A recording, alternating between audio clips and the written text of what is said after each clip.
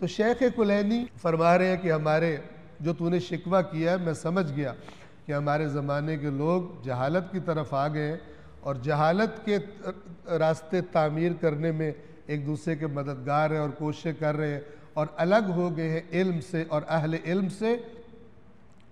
حتی کاد العلم معهم ان یعرض کلہ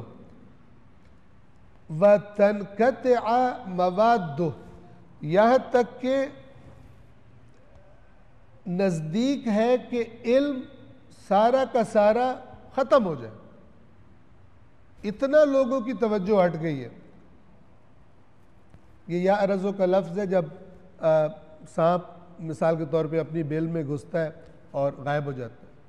ایسے لگ رہا ہے کہ جو یہ ان کی حالت ہوئی ہے تو علم اور اہل علم یہ ختم ہو جائے اور علم کا جو مادہ ہے، مواد ہے، میٹر ہے، یہ سارا کا سارا ختم ہو جائے. لما قد ردوا ان یستندوا الی الجہل، کیوں؟ اس لیے کہ لوگ راضی ہو گئے کہ اپنی باتوں کو جہل کی طرف استناد کریں، نہ علم کی طرف. میرے دادے نے خواب دیکھا، ایک بڑے پکے بندے نے بات بتائی، ایسے بنا کے بات، نہ کہ جو اصل معیار ہے میں نے کس سے سنا ہے اور مثلا امام تک بات جائے فلان ہو، وہ جو واسطے ہیں وہ سچے تھے سچے نہیں تھے، جو بات ہو رہی ہے وہ مختلف معیارات، نہ ایسی بنا کے پیش کرو کہ لوگ قبول کر لیں. نہ قبول کر رہے ہو تو کہو کہ حلالیوں کو سمجھ آئے گی باقیوں کو سمجھ نہیں آئے گی، پھر وہ ویسے قبول کر لیں گے جیسے بعض اوقات ممبروں پہ ہو رہا ہوتا ہے. تو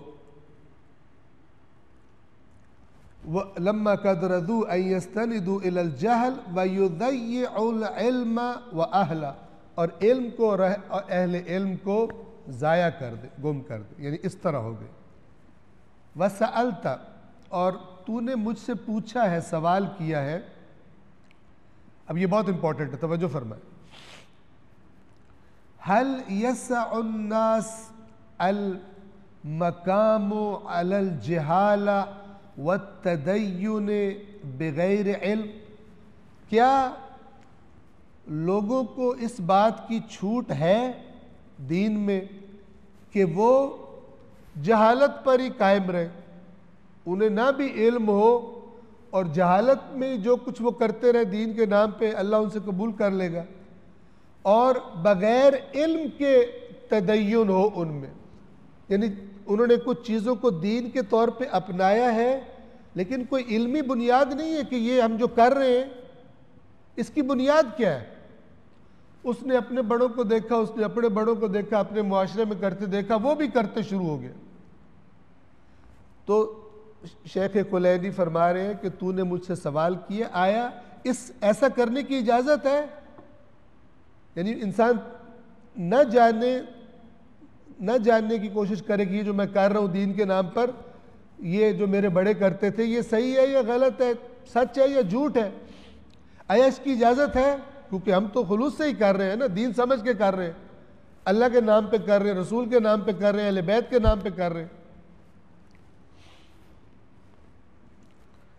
اذا كانوا داخلین فی الدین مقرین بجمیع امورہ علی جہت الاستحسان، یعنی ان کو اجازت ہے کہ وہ بغیر علم کے تدین پہ اکتفا کر لے جبکہ وہ دین میں داخل ہوں، یعنی خود کو مسلمان کہتے ہو، کلمہ پڑھتے ہو اور کہتے ہو جو کچھ دین کی باتیں ہم ساری مانتے ہیں، لیکن مانتے کیسے ہو؟ خود جو انہیں پسند آ جائے وہ لے لیتے ہو، جو انہیں پسند نہ آئے وہ نہ لیتے ہو. استحسان، ٹھیک ہے نا. مثلا ایک بندہ آتا ہے وہ ایک نئی رسم ایجاد کرتا ہے، ٹھیک ہے نا، تو لوگ کہتے ہیں یار یہ زبردست، ہم نے بھی یوں ہی کرنا. آیا یہ دین بن جاتا ہے یا نہیں؟ پتہ ہونا چاہیے کہ دین میں کچھ کرنا یا کچھ نہ کرنا یہ یا اللہ سے یا محمد و آل محمد سے اس کی نسبت ثابت ہونی چاہیے علمی بنیادوں پر.